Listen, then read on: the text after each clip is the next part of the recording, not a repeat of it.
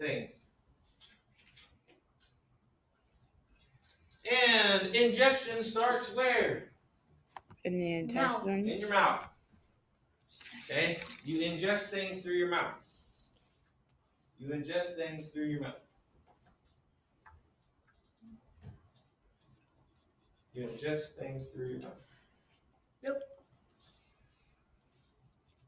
We'll talk more about what happens inside your mouth here in a little bit. The second function of your digestive system is to digest, or is digestion. And digestion is the breaking down of food into smaller molecules. Basically, the whole point of your digestive system is to make it smaller. Whatever you eat, smaller. Make it smaller so that you can absorb it into your bloodstream. So, first is ingestion, take it into your body. Second is digestion, break it down into smaller. There are two types of digestion. There's something called mechanical digestion and chemical digestion. Mechanical digestion happens in your mouth and in your stomach. How does it happen in your mouth? What do you do in your mouth? You chew. That is mechanical digestion. Your stomach does something called churning, which is basically just kind of squeezing back and forth, right? Churning. Your stomach churns. Chemical digestion. Chemical digestion starts also in the stomach. Mouth. Starts in the mouth. There is saliva in your mouth. That starts chemical digestion.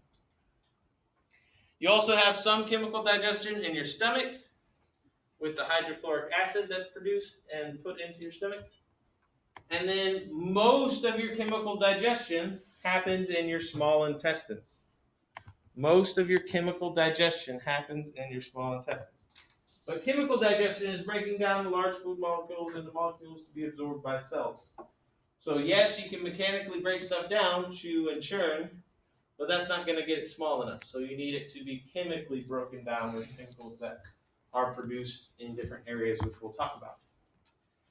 And the fourth function of the digestive system is to eliminate waste. And the waste that we're talking about here is anything that you couldn't digest, like fats or proteins or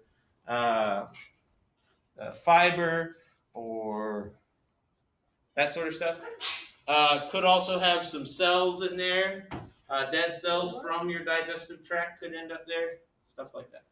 So, we just did 1 and 2. Why is there 1 and 2 on there, and then 3 and 4? 1, 2, 3, 4. Yeah, and we have 4 functions. Oh, so 3 and 4. I gotta get 3 and 4. It's in Google Classroom. You have to have your mask on. All right. Organs in your digestive tract. Your digestive tract is basically just one large tube that goes from your mouth to your anus. Okay? It's just one large tube. Okay? So the first organ we're going to talk about is your mouth. This is where digestion starts. Digestion starts in your mouth. What kind of digestion happens here? Mechanical. And chemical. Chemical. Both types happen here because you've got your tongue and teeth that mechanically break stuff down by your chewing. Okay? But you also have saliva that is produced in those salivary glands. That's mostly made of water, but there's also some enzymes in there to help break down food. So there is some chemical digestion. It also has mucus and stuff in your saliva to help stuff slide down your esophagus. But most of it's water. It's kind of weird. All right, so when you swallow, after you've chewed and you've got it nice and wet from your saliva, you'll swallow it. There's a flap inside of your throat. That flap either covers your esophagus or covers your windpipe or trachea. So if you've ever started choking after drinking something and somebody says it went down the wrong pipe, that's what they're talking about. Because food and water go down your esophagus, air and carbon dioxide use that trachea or windpipe. And the epiglottis is a flap that flaps back and forth between the two. So if ever you started choking on after you drank some water, it's because you got some water in your lungs. And that's not where it goes. So you start coughing to try to get it out of your lungs. That's why you cough, is to get stuff out of your lungs. Like when you cough when you're sick, it's because you've got that mucus or that nasty snot down up in your lungs and you're trying to get it out of your lungs. Digestive system is weird. All right, so you eat, you chew, you salivate, you get it nice and wet, you swallow. The epiglottis covers your windpipe, and the food goes down your esophagus. Now, can you eat upside down? No. Well, it's I mean, yes. I've never tried it. Yes. It takes more energy for you to eat upside down because Gravity. instead of gravity helping things down, your smooth muscle inside your esophagus has to squeeze it down, or up in that case. But normally it squeezes it down. And that squeezing or rhythmic contraction of your esophagus muscles in your throat is called peristalsis. It's what pushes the food down. Okay? Peristalsis. So your esophagus is smooth muscle. So it is muscle that pushes stuff down. Forces the food to go down. It's got mucus all around it. Helps slide the food down your esophagus to your stomach, which is the next organ we come to. So it starts in your mouth. You chew, you salivate, you get it nice and wet and mucousy so you can swallow it. Your esophagus pushes it down, and then it hits your stomach. Your stomach has two types of digestion that happens. You've got mechanical, which is the churning of your stomach, because your stomach actually has like little bumps on the inside of it to help grind the food kind of thing. And you've got the chemical digestion. The chemical digestion is the hydrochloric acid, HCl, and pepsin that break down complex proteins in your stomach. So your stomach churns and releases these things to help break down the food that you eat, and then it pushes it out. And that pushing is called peristalsis. Just like the esophagus, when it pushes stuff downwards, the pushing of the food out of your stomach is called peristalsis as well. Now, most people think of stomach when they think of the digestive system, but your stomach doesn't do most of the digestion. Most of your digestion happens in what's called the small intestines. Now, yes, most of the chemical digestion happens in the small intestines, but the mechanical digestion is happening in your mouth and stomach. Okay? Wow. But mechanical digestion doesn't get it small enough. So you have to chemically digest it down into small enough pieces to be absorbed by your bloodstream. Now, a lot of people say, well, why do they call the small intestines the small intestines? The reason why they call it the small intestines is because the diameter, or the distance from one side of the tube to the other, is smaller than the diameter of your large intestines. Okay? So the tube is just smaller. The actual distance it travels is longer. Food spends is in your small intestines for 6 meters. 6 meters. 6 meters. That's like Think of it this way. This is a meter stick, right? Or in this case, it's a yardstick. This one is a meter stick. There's a little bit difference. See? Slight difference. So meter stick. 6 of these. There's 1. Isn't it like 6 times your body length? There's 2. There's 3. I'm being very unexact. 4, 5, and 6. So basically, from here to the trash can. Dude, you were like right there. Okay. It's crazy. 6 6 meters. meters. Okay, And that's just my intestine? That's just your small intestines. So if I like ripped it out and Your large intestines is another Please don't. 1.5 meters. A what? Your large intestines is another 1.5 meters. 1.5. All right, so Okay. it travels a long way, but most of your digestion happens in your small intestines. And we're going to talk about all the different organs that help to put chemicals into your small intestines to break it down. Because in your small intestines, there are intestinal juices that are released, full of enzymes to help break down your food. Dang. Those juices come from what we call the helper organs, the digestive helpers. The digestive helpers, one of them is the liver that produces bile. Bile is something that breaks down fat. Yeah. Isn't your intestine like bumpy, like or is it like rigid? It looks like your large intestines might be rigid and bumpy. I know that your stomach has bumps on the inside lining, so sure. Oh yeah, because your trach or your throat is like rigidity like that. Your throat isn't bumpy. I feel like Why don't you This get is strep throat? Adam's apple. It's something that holds iron in males. That's your trachea that you're feeling. yeah, it's like bumpy. Yeah. Yeah. But your esophagus is. Oh. Digestive helpers. Liver produces bile. Bile helps to break down fats. If ever you've seen where somebody takes some oil and some water and puts a drop of like Dawn dish soap in it and the oil kind of breaks down, Yeah. that's what dish detergent is supposed to do, break down grease.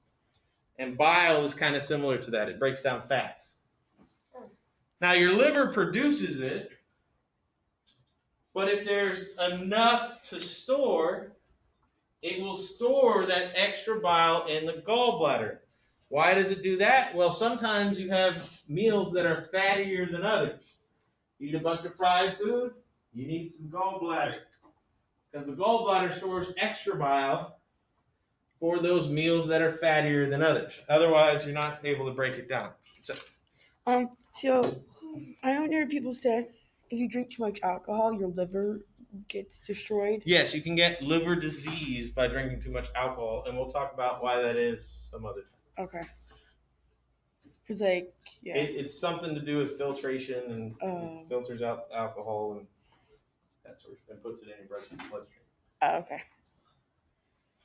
All right, so your gallbladder stores bile to help you break down fats when you eat a fatty meal. Then you also have another helper called the pancreas. And the pancreas produces enzymes to break down proteins and starches and fats, and releases these type things into your small intestines to help break it down. Now, for the actual function of the small intestines, the function of the small intestines is to absorb nutrients. So the whole reason you digest food is to get the nutrients out of the stuff that you eat. Well, that absorption of those nutrients happens in your small intestines. Okay? And in your small intestines, there are these little like things that look like fingery, hairy little things that absorb the nutrients.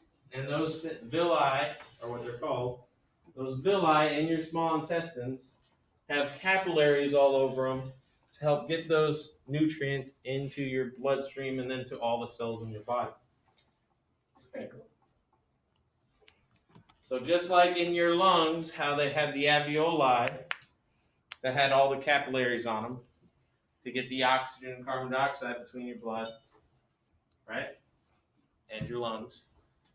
In the small intestines, they've got what are called villi that have a bunch of capillaries on them to get that or absorb the nutrients you need. Oh. All right, so by the time it gets to the end of the small intestines, everything nutrient-wise should be taken out of it. All that should be left is basically waste materials that you don't need, except for it's going to be kind of watery at this point. Now, your large intestines is about 1.5 meters, and basically the main job of the large intestines is to absorb the water out of that mixture that you have in your small intestines. So anything that's undigested spends about 18 to 24 hours in your large intestines. Okay? Now, if you're not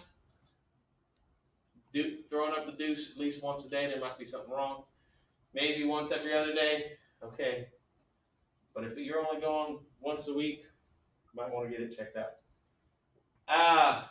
But large intestines is where most all of the water is absorbed. Okay? Now, also in your large intestines, there are bacteria. These bacteria are helpful bacteria that live inside of your body. Okay?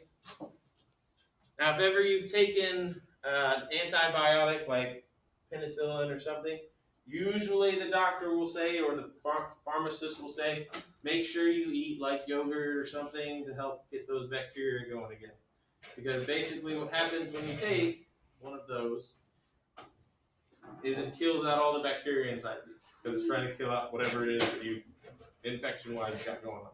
I'm not allowed to eat yogurt. That's unfortunate. They also have like little drinks that you can do. My brother, oh yeah. I know I those just eat little something things, else. Yeah, those are good. Not Danimals. I can't remember what they're called. Go-Gurts? No, they're But like they're just probiotic drinks. Yeah, they're like I just eat like toast or something. It's the red peel off cat. Yeah, dude, those things are so good. But inside of your large intestines, there are actual bacteria that help to create vitamin K and B and all this other stuff that your body needs. So you don't want them to die because then you're not getting the right vitamins out of what you eat. Yeah. All right, so anything that isn't absorbed becomes what's called solid waste. That solid waste that's in your large intestines, towards the end of your large intestines, is like dead bacteria, fats, proteins that you couldn't digest, any undigested food like corn, you can't really digest. All those dried up digestive juices, and any old cells that have come from anywhere from your mouth all the way through your digestive tract. Okay? All right, so then that waste goes to a holding area called your rectum. Your rectum holds it there until you have the ability to eliminate that waste from your body through your anus.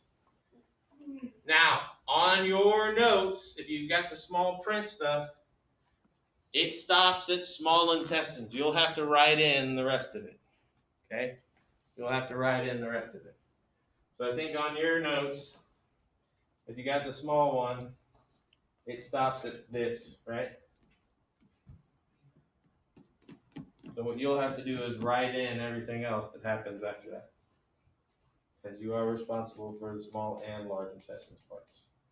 The large intestine is so weird. It looks like a big old caterpillar. Yeah.